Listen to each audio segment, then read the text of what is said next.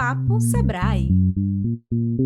Inovação e alegria, certamente duas vertentes da marca de roupas Candanga, Parangolés, focada no carnaval. As peças únicas confeccionadas de forma sustentável e com muito brilho e cor são criações das amigas e empreendedoras Tainá Raudique e Giovana Dash. O próprio slogan da marca diz muito sobre o modelo de negócios criado em 2018, requebrando com uma mão no joelho e a outra na consciência.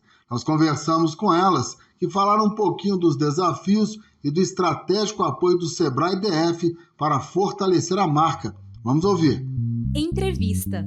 Bem-vindos, bem-vindas ao nosso Papo Sebrae, tudo bem? Hoje eu tenho duas convidadas, jovens empreendedoras, a Tainá e a Giovana. Elas criaram a Parangolés, uma confecção bem legal, bem interessante. A partir de agora, você vai acompanhar a história dessas duas nossas convidadas. Tudo bem, Tainá? Tudo bem, Giovana? Bem-vindas. Olá, Obrigada, bem-vinda. Deixa eu começar com a Tainá, depois eu bato um papo com a Giovana também. Me fale um pouquinho, primeiro do nome, né? Por que vocês escolheram esse nome que chama tanta atenção, Parangolés? Estevão, Parangolés é o nome de uma obra do Hélio Oiticica, que é um artista bem da época da Tropicália, inclusive ele tem envolvimento ali com o movimento tropicalista, e ele fez uma obra chamada Parangolés, que traz um pouco contestando, ela contesta a beleza padrão, a beleza burguesa na época. Então é uma capa que ele coloca, né? E a gente acha que tem muito a ver com o que a gente quer trazer com a nossa proposta. Então, Você foi me deu um um nome bom gancho. Deixa eu inserir a Giovana. A Giovana está muito quietinha. Qual que é a proposta da Parangolés, Giovana? Pelo que a Tainá destacou, eu acho bem interessante, porque tem uma questão de contestação, de ousadia, de se posicionar, de autoafirmação. Qual que é a proposta de vocês? Sim, desde o início a gente já tinha essa ideia de usar o corpo como algo político, transmitir uma mensagem através do corpo, e o carnaval, sem dúvidas, é o melhor momento para isso, né? Onde você tem essa liberdade, onde você tem esse momento para dizer o que você está pensando sobre a situação atual do momento. Então, o Parangolés tem muito a ver com isso, porque é uma coisa muito, é uma forma artística de expressar, né? E a Parangolés, ela usa os retalhos, ela trabalha com upcycling, e essa é a melhor forma que a gente consegue transmitir a arte, né? Daquilo que a gente quer, tanto bordando ou unindo pedaços de tecidos e tal. E cada peça vai se tornando única, né? Então, com o passar dos anos, cada vez mais o nome e a nossa proposta foi ficando muito vinculada uma à outra. Então, a gente não consegue imaginar um outro nome, não consegue imaginar uma outra proposta. O nome é bem legal. O nome é super legal. Agora, ô Tainá, daqui a pouco eu volto a bater um papo com a Giovana. Quantos anos tem a empresa, a confecção? E ela é uma confecção que vende roupas de carnaval, vende fantasias. Como é que é isso? Me explica isso. Então, a gente nasceu em 2018, no Carnaval de 2018, e a gente não acredita, a gente não vende roupas de carnaval, porque para Parangolés, carnaval é um estado de espírito. Então, você pode estar 365 dias no ano comemorando e celebrando o carnaval, que é algo que vem de dentro. Então, nossas roupas, elas são atemporais, por mais que a marca funcione no período de carnaval. Você pode estar usando as roupas em qualquer época do ano. Ô, Giovana, mas geralmente vocês sempre lançam novas coleções coincidindo com o período carnavalesco? Essa é a estratégia? Sim, a gente trabalha no carnaval, né? A marca pro carnaval. E pelo fato da gente fazer as peças que sejam atemporais, isso exige que a qualidade dos tecidos e da costura sejam muito boas para poderem durar. Então, a gente vende no carnaval e essa peça a pessoa vai ter para sempre. É uma estratégia. A gente até já tentou criar algumas outras mini coleções durante a pandemia, mas foi um momento muito complicado, né, para muitas empresas aí, principalmente os pequenos negócios. Pois é. Ô, Tainá, a Giovana destacou, e presumo que vocês pesquisem bastante, e privilegiem também muito a questão da qualidade dos tecidos. Como que é feita a confecção? Que pesquisa vocês fazem? Como é que é o processo criativo dessas peças de roupas? Estevão, eu vou falar um pouquinho, mas eu vou devolver essa pergunta para a Gia, porque ela que é a designer. Então, o processo criativo ela vai saber falar melhor, né, como que ela reproduz isso. Mas o tecido a gente busca, assim, hoje em dia, pelo menos 60, 70% da nossa produção é reutilizando refugos têxteis, então a gente viaja para Goiânia, para São Paulo, para procurar em galpões de retalhos ou lojas especializadas tecidos que venham, né, que sejam refugos, resíduos têxteis, e sempre procurando também tecidos que vão durar, porque o carnaval ele tem muito aquela estética da roupa descartável, né? Você pode ver que depois de um bloco passar, você fica com o resto de acessórios no chão, enfim. Pois E é. roupas feitas de tecido que com uma lavagem ela, né, se desfaz. Então, isso não acontece com as roupas da Parangolés. Mas aí, Gia, complementa com relação ao processo criativo. A gente também tem parcerias com marcas locais. A gente pega também os resíduos têxteis, a gente tenta ao máximo ver o que a gente consegue pegar aqui de Brasília para poder sair fora, né? Porque Brasília não é um polo de indústria têxtil, né? Bom, essa parte de produção, como é atemporal, existe sim, né, uma pesquisa do que estão mais usando, e isso é revertido, né, no estilo parangolés. Então, durante o ano, a gente vai tendo essa sacada, vai vendo as peças que estão saindo mais, que as pessoas gostam de usar, e mais perto do carnaval vem a produção, né? O lado criativo das peças, tentando também cortar um pouco, porque a gente não é muito da tendência, né? Entendi. Se a gente trabalha com tendência, ano que vem a peça que a gente fez não tem mais sentido, né? Ela não vai ter mais o interesse. Então, a gente tenta buscar sempre modelos únicos. E Legal. tudo ocorre dentro do ateliê, né? Não tem como, assim. É pegar aquelas caixas de retalhos, tecidos que estão ali parados, que a gente consegue, né, juntar e transformar aquilo ali na maior variedade possível de texturas, de sobreposições, Muitas cores também, né, Giovana? muitas cores. É Vendas, infinito, é pessoal. infinito. Daqui a pouco a gente vai falar um pouquinho da pandemia. Qual é a estratégia ou quais as estratégias de vendas que vocês utilizam, Tainá? Vocês utilizam muito redes sociais, vem utilizando o WhatsApp, fala um pouquinho disso. Então, isso é um ponto de atenção para a marca. Porque o que, que acontece? Como são peças únicas, a gente realmente não faz duas peças iguais. Então, toda a nossa coleção é feita de peças únicas. E isso complica um pouco nessa hora da venda, né? A venda online para a gente é um pouco delicada, porque cada tecido se comporta no corpo de uma forma diferente, então a gente não consegue ainda padronizar tamanhos. Tem algumas peças que a gente faz no online, mas a nossa estratégia hoje é bem local.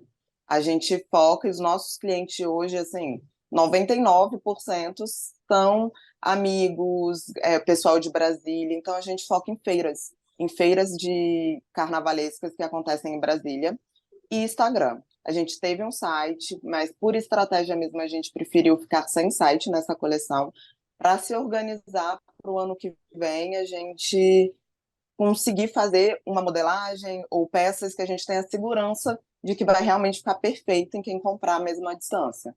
Para homem e mulher, né? Masculino e feminino.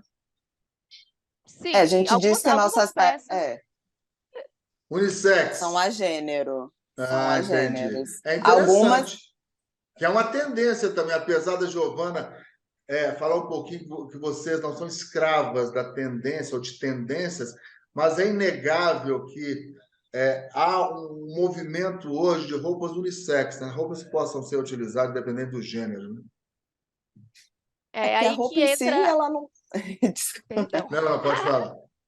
A roupa em si, ela não tem gênero, né? Quem É. coloca o gênero em relação àquilo é a sociedade, assim. Então, a roupa, ela não. Se você olhar e se identificar, se foi feito para mulher e você se identificou e você é um homem, né? Se acha representado pelo gênero masculino, não tem problema nenhum naquilo. Ô, Giovana, é obviamente que vocês têm departamento de criação. Acho que vocês assumiram e chupam cana, né? É uma empresa bem enxuta, obviamente, mas requer planejamento, estratégias de vendas, enfim, público, fidelizar o público. E fale um pouquinho qual o papel do Sebrae, como o Sebrae vem ajudando, ajudou vocês nessa modelagem de negócio. Depois eu gostaria de ouvir a Tainá, se ela quiser complementar também. Então, o Sebrae, quando a gente decidiu pegar a consultoria do Sebrae, foi no meio da pandemia, quando a gente estava tentando sair só do carnaval e criar uma marca para o ano inteiro, com coleções cápsulas, a gente decidiu. Tainá veio muito com isso em cima, né, da gente recorrer ao Sebrae, porque a gente precisava profissionalizar a produção. Por mais que nós duas nos completamos muito, né, eu ali no meu papel de designer, de estar ali no ateliê, responsável pela produção, e ela da administração, e comunicóloga, e das redes sociais, a gente conseguia enxergar isso e se resolver bem. Tinha outras etapas muito mais sérias que a gente não conseguia desvendar, né? Quanto precificação, principalmente precificação, né? Entender qual é o valor desse produto no mercado. Nossa, isso é muito desafiador, precificar o produto, saber valorizá-lo, né? Isso é complicado, ainda mais quando se trata de técnicas de upcycling, né? Que é reaproveitamento de tecido. É algo que é muito manual, é muito único, assim, né? E você precificar esse valor é difícil, porque tem ali não tem preço, né? Então, assim, isso sempre foi uma questão na marca, né? De conseguir colocar um valor exato. Então, a gente também fez muitas pesquisas com outras marcas de carnaval para conseguir chegar a um consenso. E o Sebrae, ele veio e deu um norte, né? Trouxe para a gente assim um norte de como a gente conseguiria, de ver também o quanto que é difícil, né? Tanto é que a gente até chegou um pouco a caramba, né? Será? Vamos. Mas coisas muito pontuais, a gente foi executando e acredito que hoje a gente, sem dúvida, é bem melhor do que no começo, assim, sabe? E bom, De é um visão, processo, né? principalmente a Tainá. A Tainá tem muito essa visão de empreendedor e tal, então Tainá para é a ela, mulher do dinheiro, é do financeiro, hein, ela Tainá? é a Tainá do dinheiro. Eu tô lá no ateliê Me fale um pouquinho fazendo, desse vendo as processo, peças, ela. Tainá. Então, a gente não é acostumado, né, a valorizar o nosso próprio trabalho. Nunca fomos ensinados nem orientados a empreender, assim, principalmente em Brasília. Brasília, a gente está ali imerso na cultura do concurso público. Então, é muito difícil realmente você lançar um negócio e a Parangolés, a gente não coloca dinheiro do nosso bolso desde a nossa primeira coleção. A gente já fez a primeira coleção a partir da segunda ela já se autoalimenta, entendeu? Então a gente já tem dinheiro para fazer a próxima coleção do outro ano. E a gente nunca tinha conseguido realmente fazer o nosso plano de negócios. A gente tinha tentado e fazia aquelas tabelas SWOT, tentava usar algumas ferramentas. E aí, durante a pandemia, por não estar produzindo e por não ter carnaval, a gente falou, vamos usar esse tempo de uma forma, né, benéfica, pelo menos. Vamos tentar fazer alguma coisa para profissionalizar nossa marca.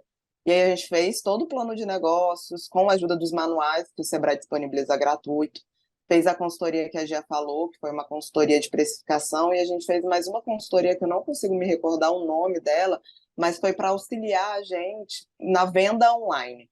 Aí ele ajudou a gente a fazer algumas amarrações no nosso site, algumas orientações em relação à postagem e em relação à comunicação, de forma geral. Então, o Sebrae, com certeza, trouxe ferramentas que conseguiram fazer a gente colocar no papel, né? Por não ter experiência assim, de empreender em outras coisas, a gente conseguiu, com essa ajuda, realmente colocar no papel. Hoje, as nossas peças, elas é um valor justo, entendeu? Em relação ao trabalho, porque o upcycling, a Giovana, ela debruça por horas em cima de uma única peça, para fazer a junção perfeita, o tecido que funciona. Então, assim, aquela peça, ela é praticamente uma peça artesanal. Não é uma indústria, sabe? É o que a gente chama de slow fashion, é uma coisa feita de forma manual, mais lenta. Entendi. Então, Eu achei muito legal esse exemplo de vocês, que mesmo diante de todas as dificuldades pelas quais as empresas, independentemente do tamanho, passaram na pandemia, vocês aproveitaram de forma produtiva a pandemia para crescerem juntas, para inovarem, para mergulharem mesmo, para melhorar o negócio. Eu acho que foi super legal. Pessoal, o reloginho já está me apitando aqui, então, rapidamente, planos para o futuro. Primeiro a Giovana, depois, rapidamente, a Tainá. Parangolés no futuro, o que vocês pensam?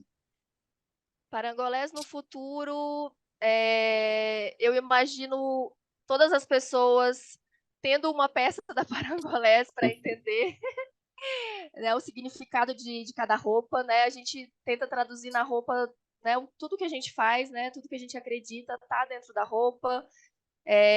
O upcycling é uma das práticas que estão sendo mais utilizadas dentro do mercado da moda consciente. Então, quando você, né, produz uma peça que é upcycling, ela tem um valor, enfim, um valor que não é traduzido assim, né? Eu compreendo.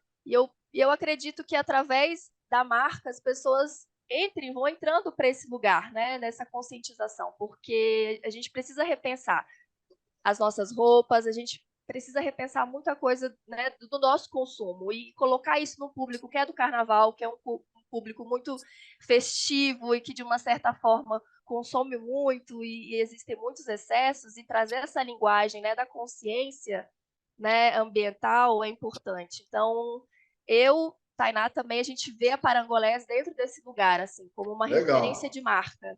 Foi a primeira marca, né, a trabalhar com resíduos têxteis no Brasil, assim, a gente é a primeira marca. Que legal. Parabéns pelo trabalho, Giovana, sucesso. Tainá, rapidamente, você, futuro. Agora, a visão objetiva, né? A Gia vem com emocional e eu venho com racional. Por isso é que dá certo. Então, próxima coleção, a gente realmente quer conseguir fazer vendas online, a gente quer trazer isso, porque para estar em mais corpos, em mais pessoas, a gente precisa conseguir chegar em outros estados, né? Rio de Janeiro, São Paulo e Belo Horizonte, principalmente, porque eu acho que é um tipo de carnaval que tem muito a ver com a nossa marca. Muito a ver com Brasília, assim. Isso. Então, vários blocos, né? Exatamente. Então, a ideia é a gente conseguir realmente fazer uma produção que a gente consiga levar para esses outros lugares e melhorar cada vez mais nosso acabamento, nossas peças, né? Cada ano é uma evolução, com certeza. Que bom. Com certeza vocês vão sempre evoluírem cada vez mais. Obrigado, Tainá. Obrigado, Giovana. Parabéns pelo trabalho e sucesso, viu? Obrigada, Estevam. Tchau, tchau. Tchau, tchau. Que venham novos negócios e desafios para a dupla. É isso, pessoal. Nosso Papo Sebrae fica por aqui. Até semana que vem, com mais histórias e, claro, muitas notícias dos micro e pequenos empresários do nosso Distrito Federal. Até lá. Tchau, tchau.